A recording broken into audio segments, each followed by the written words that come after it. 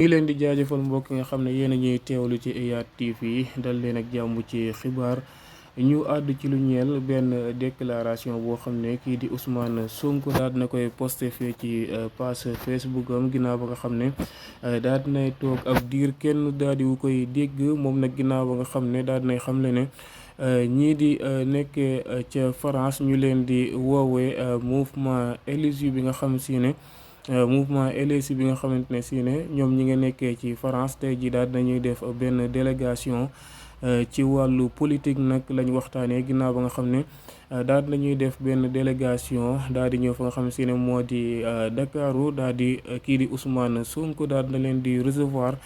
ñu daal di waxtaan nag ci li nga xam ne moom moo soxal relation entre ñaari réew yi nga xamante ne si ne moom moo di France ak Sénégal loolu nag kii di Ousmane Sonko daal dinay xamle ne daal dinañ ci waxtaan waaye itam ak stabilité réew mi ak li nga xamante ne si ne moom lañ war a def kat ba li nga xamante ne si ne daal di ñoŋal ñaari relation yi nga xam ne moom moo dox ci diggante ñaari réew yi loolu nag moom Ousmane Sonko muy xamle ne mi ngi amoon ci ginnaaw bi nga xam ne daal dinay amal benn discussion ak ki nga xamante ne si ne moom moo di monsieur Jean-Luc Mélenchon moom moo ko daal di discuter ak moom ginnaaw loolu ci suba la daal di recevoir ñooñu noonu loolu nag ki nga xamante ne si ne moom moo di Jean-Luc Mélenchon bi nga xamante ne si ne daal di discuter ak moom li nga xamante ne si ne waxtaan nañ ci moom moo di ni ñu fexe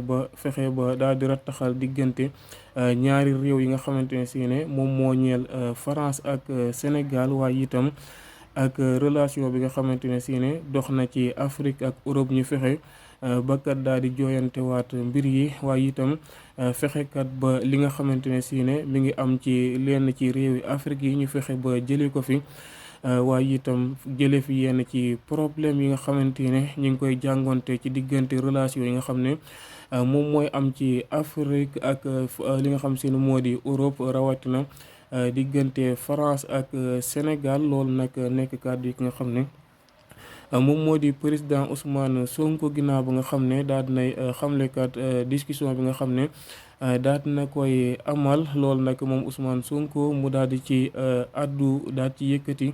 ay kàddu yoo xamante ne si ne yu am solo la yoo xam ne daal dina koy waxtaan ci digganteem ak kooku nga xamante ne si ne moom moo nekkee ci réewum France waaye itam daal di bokkee ci li nga xamante ne si ne moom moo di parlement bi loolu nag nekk loo xam ne lu am solo la waaye itam kii di président Ousmane Sonko daal dinay àddu ci ginnaaw loolu problème boo xam ne daal dinay am ñeel Pastef bii la yoon nag di Bassirou Diomaye Faye moom nag muy xam ne nag kii di Bassirou Diomaye Faye dafa bokk ñi nga xam ne ñoom ñoo tëggoon boo boole rencontre pour mu daal di am waaye itam boobu nga xamante ne si ne délégation bi nga xam ne daal dinañ fi ñëwoon muy mouvement élargi moom Bassirou Diomaye Faye daal dina ci participer waaye ñu bëree bëri daal dinañu xamle ne kat du loolu ndaxte kii di président Ousmane Sonko daal dina ci àddu di xamle ne kat yooyu la mbir ginnaaw boobu kat Bassirou Diomaye Faye ñi nga xamante ne si ne ñoom ñoo di waa DIC daal dinañuy encercler këram ngir kat di ko teg ay injustice yu méttee métti waaye itam mayuñ ko mu génn loolu nag nekk kàddu yoo xam ne kii di Ousmane Sonko wax na ko ay pression yoo xam ne ñu ngi ko koy teg waaye itam muy xamle ne ab poste boo xam ne kii di Bassirou Diomaye Faye daal di woon na koy publier di xamle ne li di wax di àddu ci li nga xamante ne si ne moom moo di justice beeg ni nga xamante ne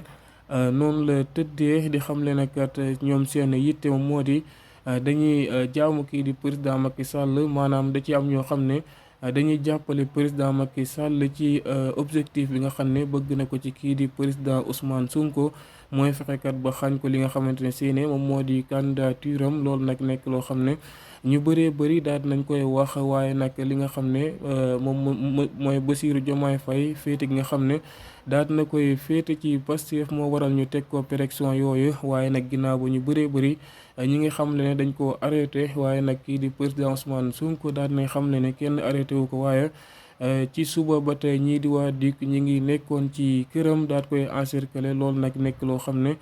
mi ngi koy ñaawlu bu baax a baax wante itam kii di président Ousmane Sonko daal dinay àddukat di xamle ne kat ñi nga xamante ne si ne ñoom ñoo di magistrat yi mi ngi remercier ñi nga xamante ne nekk nañ ñoo xam ne ñu duñ lañ waaye itam di def seen liggéey ni nga xam ne noonu la waree waaye itam kenn mënu leen a manipuler malgré que système bi nga xamante ne